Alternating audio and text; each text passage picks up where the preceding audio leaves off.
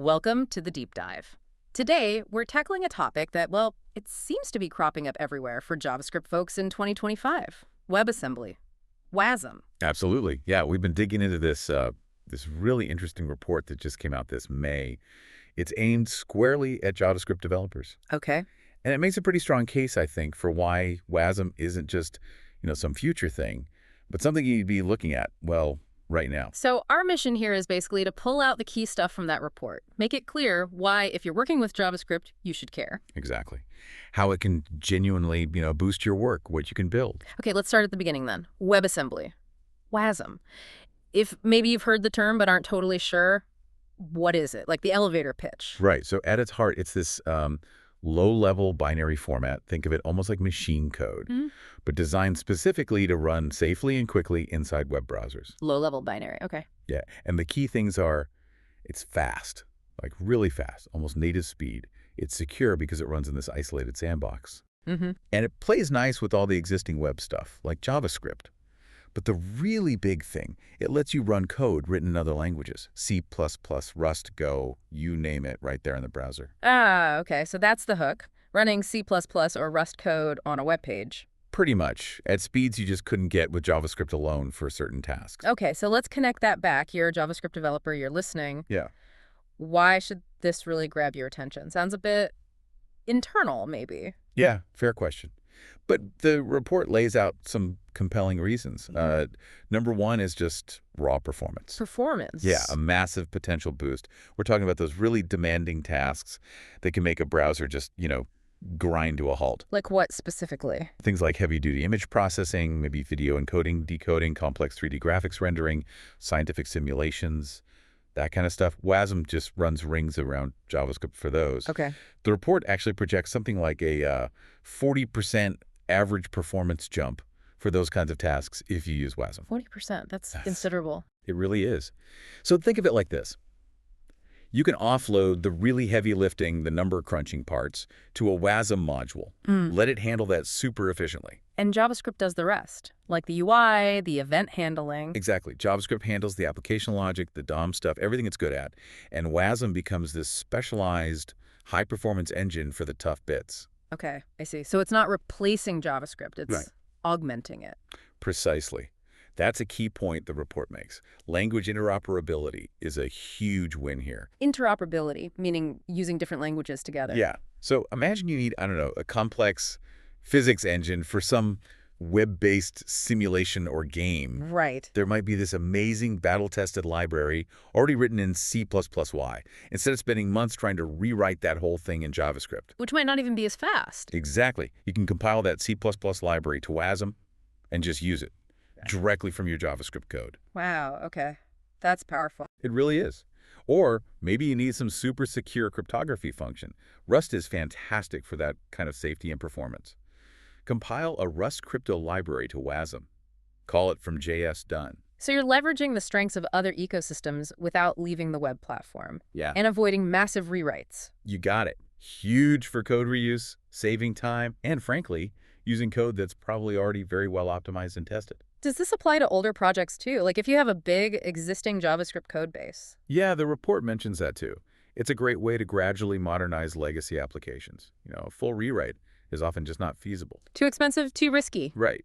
But you could identify the performance bottlenecks in your old app, rewrite just those specific modules in something like Rust or C++WADI, compile them to Wasm, and integrate them. You get a performance boost without throwing everything out. Okay, so better performance using libraries from other languages. What else? Why else should you, the JavaScript developer, be leaning into this? Well, it's fundamentally changing what you can even build for the web. It expands the horizon. How so? The report gives some great examples.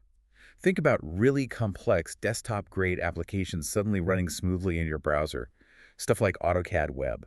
The full CAD software in a browser. Yeah, parts of it heavily rely on Wasm for the demanding rendering and computation. Or Figma, the design tool. Its rendering engine uses Wasm. Right. Figma's known for being really performant in the browser. Exactly. Yeah. And we're seeing more advanced video editors, image manipulation tools, even scientific computing platforms showing up as web apps now, largely thanks to Wasm enabling that level of performance. That is the aha moment, isn't it? These aren't just simple websites anymore. Not at all. And the final point, maybe more career-focused for you listening, is future-proofing. Okay. Wasm isn't some niche experiment anymore. All the major browsers, Chrome, Firefox, Safari, Edge, they're all fully behind it, actively developing it. The ecosystem, the tools, the libraries, it's growing fast. So getting familiar now puts you ahead of the curve. Definitely. The report clearly indicates Wasm usage is ramping up significantly. Knowing how to leverage it will be a valuable skill in the coming years. All right, that covers the why pretty convincingly. Let's shift to the what. What does Wasm look like in action right now in 2025? What are some real-world use cases relevant to a JS dev? Good question. The report highlights several hot areas. One big one is AI and machine learning directly in the browser. AI in the browser, how does that work? Well, Wasm makes it feasible to run pre-trained machine learning models, think formats like ON and X or TensorFlow Lite, directly on the user's machine, client side. Instead of sending data to a server for processing. Exactly. The report actually mentions this can be up to twice as fast for inference compared to a pure JavaScript ML library. Plus, there are privacy benefits, right? The user's data stays local. Yeah, that's huge. So things like real-time image recognition or maybe language processing directly on the page. Precisely. Faster and more private. Another big area right now is blockchain and Web3. Oh, okay. How does Wasm fit in there? A lot of the computation needed for things like smart contracts or zero-knowledge proofs can be really intensive. Wasm's performance and security make it a great fit for running those kinds of things efficiently within blockchain environments. So it's becoming a key piece of the Web3 puzzle. It seems to be, yeah. The report shows a strong trend there for the heavy lifting on-chain. Interesting. What about more, let's say, traditional areas? Game development is a massive one. Big engines like Unity and Unreal Engine, they can now target Wasm. So you can build a game in Unity and deploy it straight to the web. Yep. No plugins needed, just runs in the browser. This is opening the door for much richer, more graphically complex games of the web that we've seen before. We're seeing a definite uptick there. Okay. Games, AI, Web3, anything else major? Edge computing is another one. Serverless functions running closer to the user. Like Cloudflare workers or similar platforms? Exactly. Wasm is being used there because the binaries can be really small and they start up incredibly fast. It's efficient for running code right at the edge network. Faster response times for users, basically. Right. And we mentioned Figma before. It's also a perfect example of building cross-platform applications. How so? Well, they use Wasm for the heavy lifting part, the rendering engine, and JavaScript for the UI and application logic. That combo lets them deliver a really sophisticated app that works consistently across different operating systems, Mac, Windows, whatever, just through the browser. That Wasm and JavaScript partnership again? It's a powerful model. Okay, so it's definitely out there doing real work. If you're a JavaScript dev and you're thinking, all right, I want to try this, what's the toolkit look like? What languages, what tools should you be aware of? The report gives a nice overview. Language-wise, you've got the high-performance heavyweights, Rust, C, C++, Zig is another up-and-coming one. Okay, those might have a steeper learning curve if you're coming purely from JS. True. There's also AssemblyScript. And this is one the report highlights specifically for JavaScript developers. AssemblyScript, why that one? Because its syntax is deliberately very, very similar to TypeScript. So if you already know TypeScript. The jump to writing AssemblyScript, which compiles down to Wasm, is much, much smaller. It feels quite familiar. That's a great entry point. Oh, and Go also has decent Wasm compilation support now, too. Good to know.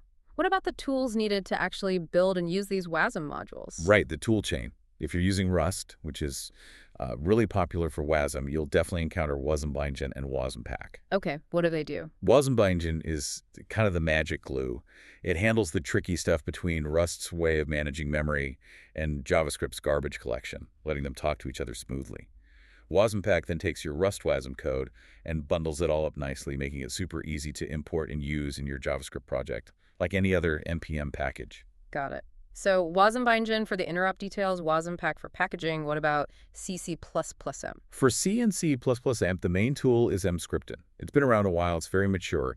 It's a full compiler tool chain that takes C or C++ code and spits out Wasm, along with the necessary JavaScript glue code. Okay. Any other key tools? There's one more worth mentioning. WebAssembly, the WebAssembly System Interface. WSI, what's that? It's still evolving, but the idea is to give Wasm modules a standard way to talk to the outside world beyond just the browser.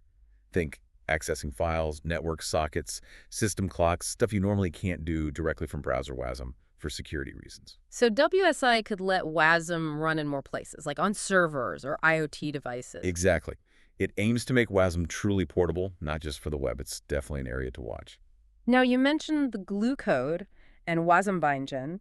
Let's revisit that crucial point. How do JavaScript and Wasm actually talk to each other? Is it complex? Thankfully, no, it's designed to be pretty straightforward. The report really stresses this. Your JavaScript code can directly call functions that you specifically export from your Wasm module. Okay, so JS calling Wasm, easy enough. Yep, and importantly, the Wasm module can also call JavaScript functions. It's bidirectional. Ah, okay. So Wasm can trigger things back in the JavaScript world. Absolutely. This is fundamental. It means you can, have Wasm do some intense calculation, and then when it's done, it can call a JavaScript function to update the UI or pass the result back. So it really is a partnership. Right. JS manages the overall flow, the browser interactions, the UI. And Wasm tackles the performance-critical algorithms or leverages those non-JS libraries.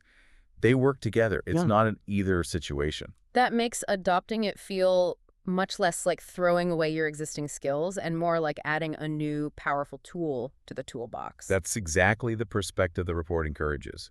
But, it's not all sunshine and roses. We should be realistic about the challenges, too. Right. The report does mention some hurdles, doesn't it? What are the current pain points developers might run into with Wasm? Yeah, a few things. Debugging is one area. It's getting better. Definitely. The tooling is improving all the time. But it can still be trickier than debugging standard JavaScript. You might not always get that seamless source-level debugging experience you're used to, depending on the language and tools you're using. Okay, so debugging can be a bit more involved. What else? Code size can sometimes be a factor. Wasm binaries themselves are compact. There's a but. Yeah. The generated JavaScript glue code needed to load and interact with the Wasm module, especially from toolchains like Mscripton, can sometimes add a bit of overhead. If you're not careful with optimization flags during compilation, the total package size might be larger than you expect. So something to watch out for, especially for initial page load times. Definitely. Another technical point is garbage collection. Ah, right. JavaScript manages memory for you automatically with garbage collection. Exactly. Wasm itself, the core standard, doesn't currently have built-in garbage collection. There are proposals, it's being worked on, but it's not there yet across the board. So what does that mean practically? It means memory management inside your Wasm module typically needs to be handled by the language you wrote it in, like Rust's ownership system, or manual management in CC++Y. It's not usually something your JavaScript code needs to worry about directly, but it's a consideration for the Wasm module author. Okay. And the last obvious one. Just the learning curve, really. Let's be honest. If you want to write Wasm modules, you probably need to learn at least the basics of another language, like Rust, C++, Poe, or AssemblyScript. Or get comfortable with the specific tool chains. Right. It's an investment in learning something new. It's not free. So challenges exist. Debugging nuances, potential code size issues, no built-in GC yet, and a learning curve. But balanced against the performance and interoperability wins. Exactly. The report's overall take is that for many applications, especially those pushing the boundaries of performance, the benefits are increasingly outweighing these challenges. Wasm in 2025 is very much past the purely experimental stage. It's a serious tool for serious web development. Okay, let's bring it all together then. For you, the JavaScript developer listening to this deep dive, what's the main message you should walk away with from this report? I think the core recommendation is pretty clear. Start exploring it actively. Don't just read about it. Oh, where to start? The report specifically suggests maybe trying out AssemblyScript first, especially if you know TypeScript, because that on-ramp is just much smoother. Makes sense. Or look at your own applications. Do you have parts that are slow, that feel sluggish? Identify a specific CPU-hungry bottleneck. Find that one function that's dragging everything down. Yeah. And then try rewriting just that part in Rust, compile it to Wasm using WasmPack, and integrate it. See what happens. Start small, target a real problem. Exactly. Get some hands-on experience, see the tangible benefits, even on a small scale. And that gives you a real feel for how it works and where it fits. That feels like very practical, actionable advice. Don't try to boil the ocean, just dip a toe in with a specific goal. Precisely. And fundamentally, it's about being ready for where the web is going. Applications are only getting more complex. Users expect more performance. And Wasm is a key enabler for meeting those expectations. It really is. Oh, Having that ability to tap into near-native speed and leverage other language ecosystems, that's going to be increasingly valuable. okay.